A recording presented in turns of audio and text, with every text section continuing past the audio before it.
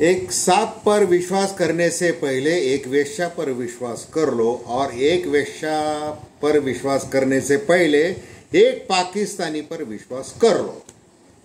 म्हणजे विश्वासाच्या बाबतीत पाकिस्तान कोणत्या नीच पातळीवर जात असतं हे सांगण्याचा या शेअरमधून प्रयत्न.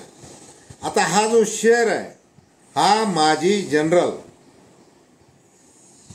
जी.डी. बक्षी यांनी म्हटलेलं आहे आज एका मुलाखतीमध्ये. डोनाल्ड ट्रम्प यांनी परस्पर शस्त्रसंधी सीज फायर घोषित केलं. दोन्ही राष्ट्रप्रमुखांचं त्यांनी अभिनंदन केलं आणि अभिनंदन करत असताना मी अशाच प्रकारे नाक खुपसणार आहे अशा प्रकारचं एक्सवर त्यांनी पोस्ट टाकलेली. ती काय की हजारो वर्षांपासून, आता ते काय मोजलंय त्यांनी माहिती नाही, हजारो वर्षांपासून काश्मीर प्रश्न हा चिघळतोय आणि तो सोडवण्याच्यासाठी मला मध्यस्थी करायला आवडेल अशा प्रकारचं त्यांचं आहे. आता पंतप्रधान नरेंद्र मोदी पाकिस्ताननी गोळी मारली तर आम्ही गोळा टाकू असं म्हणत आहेत आणि भक्तगण जे आहेत अंध भक्तगण ते नरेंद्र मोदी यांचं आंधळेपणाने समर्थन करत आहेत. ऑपरेशन सिंदूर चालू आहे, ते थांबणार नाहीये. मग भक्तांची गोची काय झालेली की आता आपण गल्ली मोहल्ल्यामध्ये मुस्लिमांवर बहिष्कार टाकला पाहिजे. कशा प्रकारे कराची, लाहोर, इस्लामाबाद नष्ट करून टाकलेलं आहे जे गोदी मीडिया दाखवत होतं. या सगळ्या याच्यावर ट्रम्प यांनी काय केलेलं आहे, बोळा फिरवलेला आहे. प्रत्यक्षात पंतप्रधान नरेंद्र मोदी यांनी ज्या कणखरपणे ऑपरेशन सिंदूर हे नाव दिलं आणि ते राबवायला सुरुवात केली.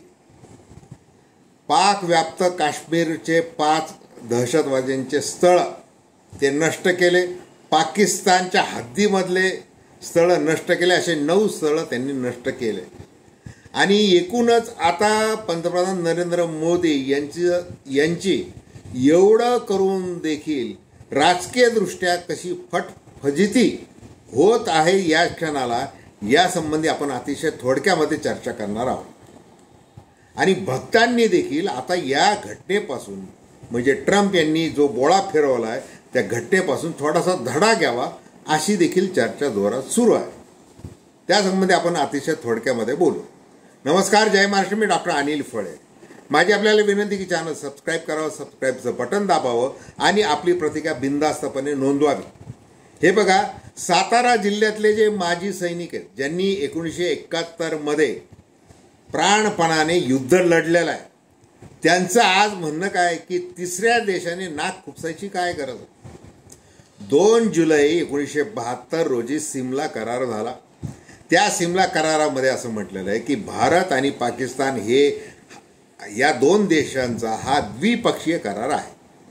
मग आता काश्मीर प्रश्न असेल, LOC असेल, या संबंधी जे काही चर्चा करायची, कारवाई करायची, उत्तर द्यायचं, प्रत्युत्तर द्यायचं, काय जे करायचं आहे, बोलायचं आहे, बोलणी करायची, तर ती ह्या दोन्ही राष्ट्रांमध्येच होईल. तिसरं कोणतंही राष्ट्र याच्यामध्ये असणार नाही. आणि इतकंच नाही तर संयुक्त राष्ट्र संघटना, युनायटेड नेशन्स देखील याच्यामध्ये असणार नाही.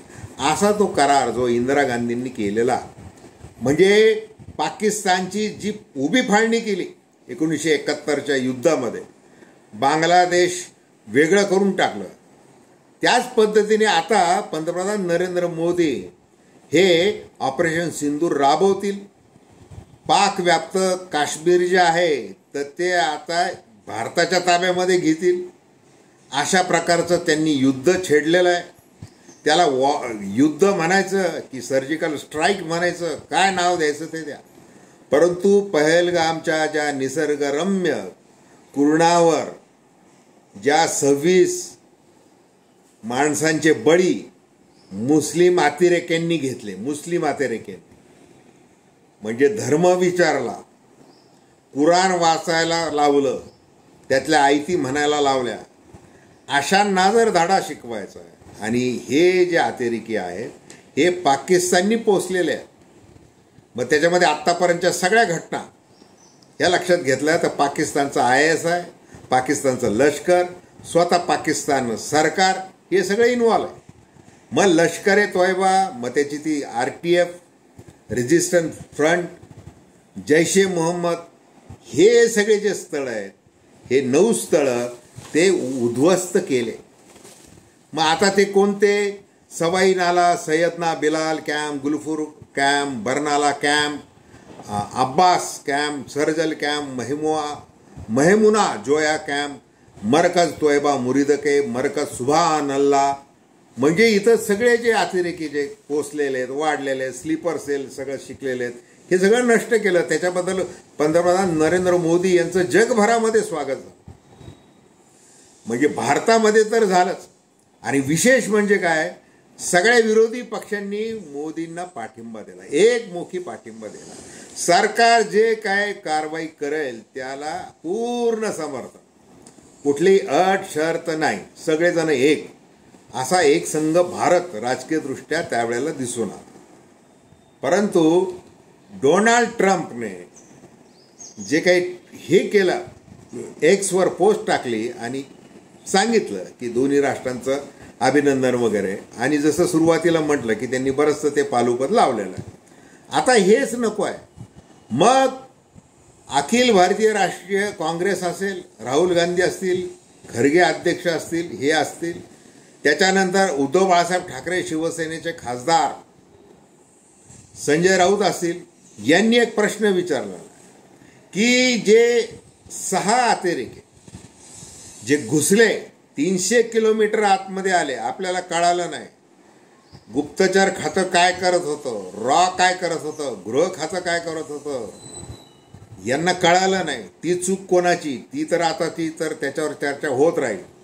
परंतु ही जी कारवाई केलेली आहे, या कारवाईचं समर्थन करत असताना ते जे घुसलेले अतिरेकी आहेत त्यांचं काय, ते कुठे आहेत? राज ठाकरे यांनी देखील तोच प्रश्न विचारला. म्हणजे उद्धव ठाकरे आणि राज ठाकरे यांनी एकच प्रश्न विचारला, जो मोदी भक्तांना झोंबू शकतोय, एवढं करून देखील ज्याचं स्वागत झालंय. काल आपण त्याच्याविषयी बोललेलो आहोत. देशभरामध्ये ऑपरेशन सिंदूरचं स्वागतच झालेलं आहे, याच्या पुढेही होत राहणार आहे. कारण की पंतप्रधान नरेंद्र मोदी यांनी जी भाषा वापरलेली की त्यांनी गोळी मारली तर आम्ही गोळा मारू, मग त्या गोळा मारणार, मग तो गोळा मारण्याची ज्या वेळेला संधी चालून आली होती तर ती संधी का घालवली?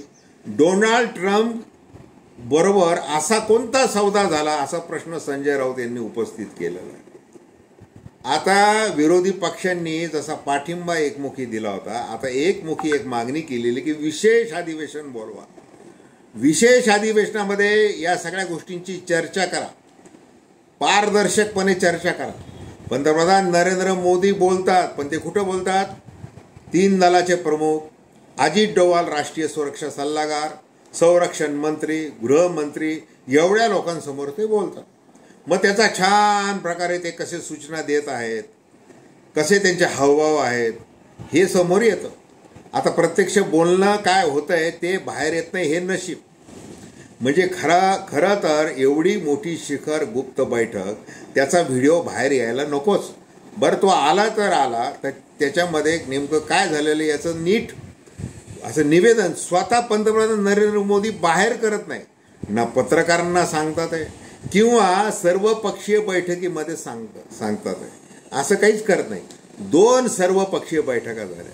या दोन्ही बैठकीला पंतप्रधान नरेंद्र मोदी आवर्जून गैरहजर राहिले. आता 3री बैठक घ्या, विशेष अधिवेशन बोलवा. आणि विशेष अधिवेशन बोलवणार का पंतप्रधान, हा प्रश्न आहे. आणि बोलवलं तर ते फक्त निवेदन करतील आणि निघून जातील, असं होणार आहे का? प्रत्यक्ष विरोधी पक्ष जे प्रश्न विचारेल त्या प्रश्नोत्तराच्या कार्यक्रमामध्ये, त्या कामकाजामध्ये ते सहभागी होतील का, हा प्रश्न आहे. म्हणजे 1 to 1 राहुल गांधी जे विचारतील त्याला लगेच नरेंद्र मोदींनी उत्तर द्यायला पाहिजेत, असं घडणार आहे का? ही उत्सुकता आहे. आणि त्या उत्सुकतेनंतर जे काही प्रश्न उपस्थित केले जात आहे ते फार महत्त्वाचे आहेत. सर्वसामान्य लोकांना पाकिस्तानवर प्रचंड राग आहे, सगळ्या भाजपसह सगळ्या राजकारण्यांना प्रचंड राग आहे, आपलं शत्रू राष्ट्र आहे. अशाच प्रकारे अतिरेक्यांना प्रोत्साहन देऊन ते कुरापती काढतात, निष्पाप नागरिकांवर हल्ला करतात. बरेच मोठे 92चा बॉम्बस्फोट असेल, 2008चा मुंबई हल्ला असेल, वगैरे वगैरे अनेक उदाहरणं देत आहेत. मग तो जो नराधम जो आहे, जो बॉम्बस्फोट घडून आणणारा, तो दाऊद इब्राहिमला तिथंच थारा दिलेला आहे. अगदी ओसामा बिन लादेनला देखील थारा दिला होता. मग अमेरिकेने काय केलं? अमेरिकेने डायरेक्ट ते सर्जिकल स्ट्राईक करून त्याला बरोबर उडवलं. आपल्याला मात्र हे 6 अतिरेकी सापडलेले नाही. मग ते राज ठाकरे यांनी जसा प्रश्न उपस्थित केला आणि बाकीच्या अनेकांनी जो प्रश्न उपस्थित केला, जसं सत्यपाल मलिक जे काश्मीरचे राज्यपाल होते, त्यांनी मुद्दा उपस्थित केलेला आहे की पुलवामाच्या वेळेला जे घडलं, आता बालकोटवर हल्ला करून त्याचा बदला घेतला गेला, परंतु ती RDX भरलेली ट्रक आली कुठून वगैरे असे प्रश्न केले. आणि मग कसं आहे की अति लोकशाही पण नको असते, हे पण तितकंच याची नोंद घ्या. म्हणजे पाकिस्ताननी काय केलं की ह्या अशाच प्रकारचे जे व्हिडिओ आले की ज्याच्यामध्ये त्या पुलवामाबद्दल प्रश्न उपस्थित केले गेले, तर त्यांनी काय सांगितलं, बघा यांच्यावरच शंका आहे, यांनीच ते केलेलं आहे, पाकिस्तानचा काही हात नाही, असं देखील झालेलं आहे. परंतु हे काही जरी असलं तरी त्याची मात्र ज्या पद्धतीने एक केंद्र सरकारकडून जबाबदारी घेतली गेली पाहिजे आणि शंका उत्पन्न होतील अशा प्रकारे हे राष्ट्रीय सुरक्षेचे धोरणं राबवता कामा नयेत. हा धडा भारताने त्याप्रमाणे घेतला पाहिजे. आणि ही सर्वसामान्य माणसाची अपेक्षा आहे, सर्वसामान्य कार्यकर्त्याची अपेक्षा आहे, जबाबदार नागरिकांची ही अपेक्षा आहे, सगळ्यांची ती अपेक्षा आहे.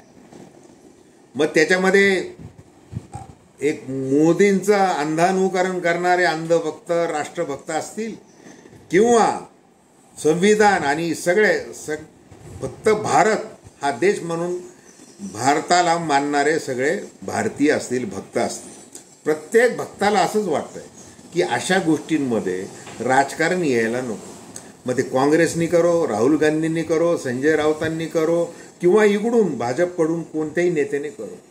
परंतु आता काय की मग जे प्रश्न उपस्थित केले गेले नेहमी पंतप्रधान नरेंद्र मोदी यांच्यावर की तुम्ही बिहारला बिहारी पंचा घालून संबोधित केलं, इकडं वेव्ज त्या सिनेतारकांच्या त्या AI परिषदेमध्ये सगळं आधुनिकीकरण वगैरे काय कसं, त्याच्यामध्ये 8-9 तास कसे खर्च केले, याच्यावर आक्षेप घेतले गेले. इकडे मात्र विरोधी पक्ष सर्वपक्षीय बैठकीत काही विचारतात, त्याला उत्तर देण्यास मात्र यांना वेळ मिळाला नाही. असे सगळे प्रश्न आहेत आणि त्यामुळेच ती मागणी केली जाते. आता ह्या एकूण या क्षणाला जे काही प्रश्न आहे, तो प्रश्न अगदी जाता जाता एवढाच आहे की जसं सोफिया कुरेशी लेफ्टनंट कर्नल आणि विंग कमांडर योमिका सिंह या दोघींनाही निवेदन करायला लावून पंतप्रधान नरेंद्र मोदी यांनी खूप चांगला पायंडा पाडला. त्याच्यानंतर काल जे अनुभवी आणि जे मोठ्या पदावर आहेत लष्करामध्ये, तिन्ही दलांमध्ये, त्यांच्याकडून आत्तापर्यंत कशा प्रकारे कारवाई केली गेलेली आहे हे निवेदन केलं गेलेलं आहे. मग अशा परिस्थितीमध्ये डोनाल्ड ट्रम्प यांचं ऐकलं का ऐकलं, हा प्रश्न विचारला जातोय आणि त्याचं उत्तर दिलं गेलं पाहिजे. मग आता राजकीय पद्धतीने टीका होतीये वगैरे ते सगळं आहे. मग त्याला पंतप्रधान नरेंद्र मोदी काय उत्तर देतात? आणि उगीच जी काही गोदी मीडियामध्ये जी काही सगळी जे दाखवलेलं आहे, इस्लामाबाद नष्ट केलंय, कराची नष्ट केलंय, अमुक केलंय, तमुक केलंय, हे सगळं कुठेतरी थांबलं पाहिजे.